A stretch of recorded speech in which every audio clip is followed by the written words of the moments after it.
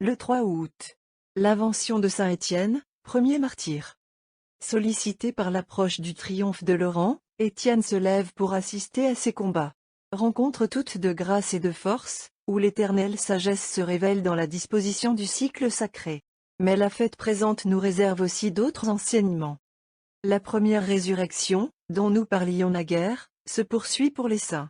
À la suite de Nazaire et de celle-ci, après tous les martyrs que la victoire du Christ a montrés selon la divine promesse participant de sa gloire, le porte-enseigne de la blanche armée sort lui-même glorieux du tombeau pour la conduire à de nouveaux triomphes. Les farouches auxiliaires de la colère du Tout-Puissant contre Rome idolâtre, après avoir réduit en poudre les faux dieux, doivent être domptés à leur tour. Et cette seconde victoire sera l'œuvre des martyrs assistant l'Église de leur miracle, comme la première fut celle de leur foi méprisant la mort et les tourments. La manière reçue en nos jours d'écrire l'histoire ignore cet ordre de considération. Ce ne peut être une raison pour nous de sacrifier à l'idole. L'exactitude dont se targue s'est donné la science de ce siècle, n'est qu'une preuve de plus que la fausse alimente d'omissions souvent mieux que d'affirmations directement contraires au vrai. Or, autant le silence est profond aujourd'hui sur ce point, autant pourtant il est assuré que les années qui virent les barbares s'implanter dans l'Empire, et bientôt le renverser, furent signalées par une effusion de la vertu d'en haut comparable de plus d'un côté à celle qui avait marqué le temps de la prédication des apôtres. Il ne fallait rien moins, d'une part pour rassurer les croyants, de l'autre pour imposer le respect de l'Église à la brutalité de ces envahisseurs qui ne connaissaient que le droit de la force, et n'éprouvaient que mépris pour la race qu'ils avaient vaincue.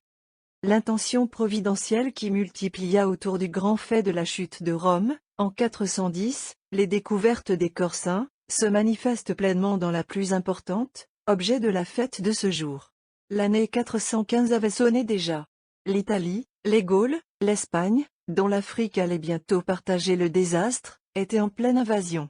Dans l'universelle ruine, les chrétiens, qui seuls gardaient avec eux l'espérance du monde, s'adressaient à tous les sanctuaires pour obtenir qu'au moins, selon l'expression du prêtre espagnol Avitus, le Seigneur donna mansuétude à ceux qu'il laissait prévaloir.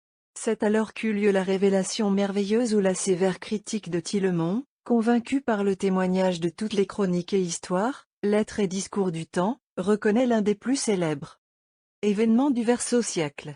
L'évêque Jean de Jérusalem recevait, par l'intermédiaire du prêtre Lucien, un message d'Étienne premier martyr et de ses compagnons de sépulture, ainsi conçu, ouvre en hâte notre tombe, pour que par nous Dieu ouvre au monde la porte de sa clémence, et qu'il prenne son peuple en pitié dans la tribulation qui est partout. Et la découverte, accomplie au milieu de prodiges, était notifiée au monde entier comme le signe de salut.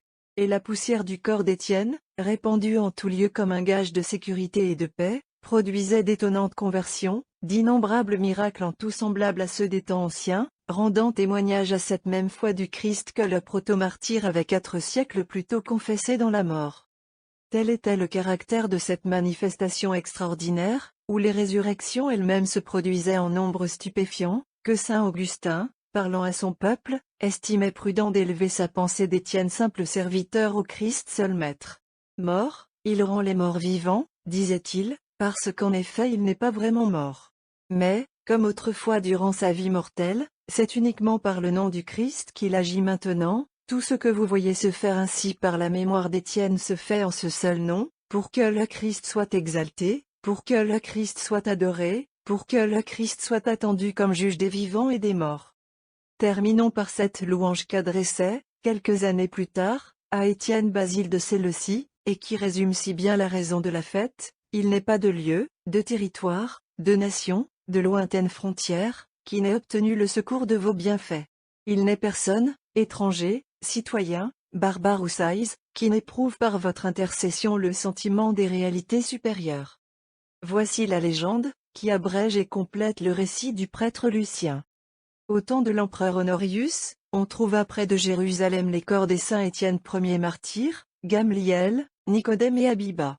Longtemps oubliés dans un lieu obscur et négligé, ils furent révélés divinement au prêtre Lucien. Gamliel lui apparut pendant qu'il dormait, en la forme d'un vieillard vénérable et majestueux, lui montra le lieu où gisaient les corps, et lui ordonna d'aller trouver Jean, évêque de Jérusalem, pour obtenir qu'on leur donnât une sépulture plus convenable. L'évêque de Jérusalem convoque à cette nouvelle les évêques et les prêtres des villes voisines, et se rend au lieu désigné. On creuse.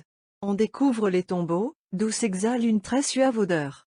Au bruit de l'événement, une grande foule s'était rassemblée, parmi laquelle beaucoup d'infirmes et de malades en diverses manières furent guéris et retournèrent chez eux bien portants.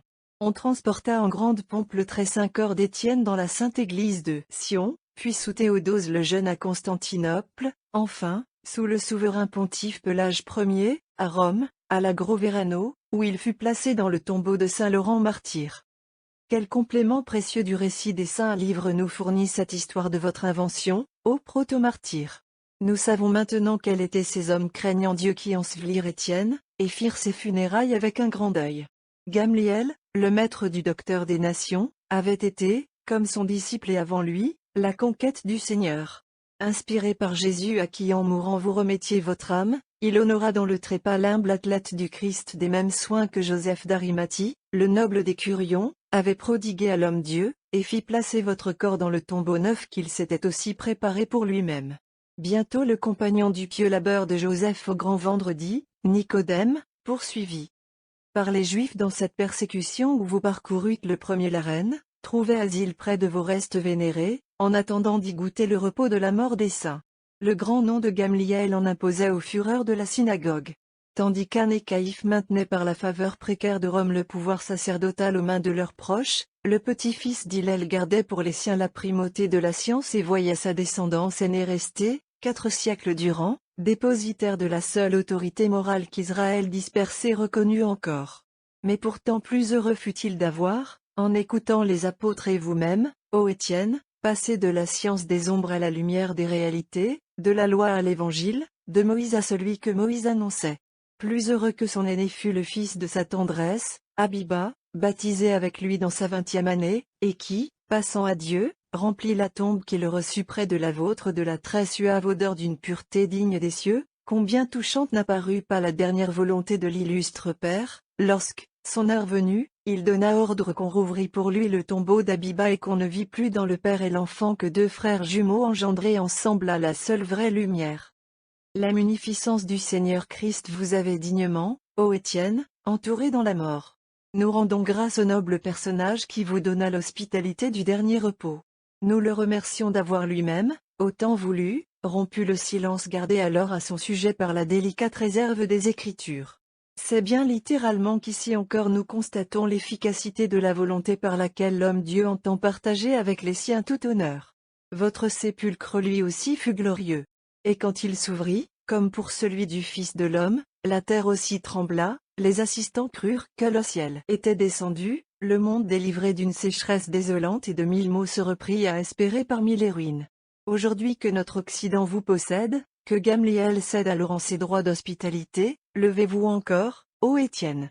Et, de concert avec le grand diacre romain, délivrez-nous des barbares nouveaux, en faisant qu'ils se convertissent ou disparaissent de la terre donnée par Dieu à son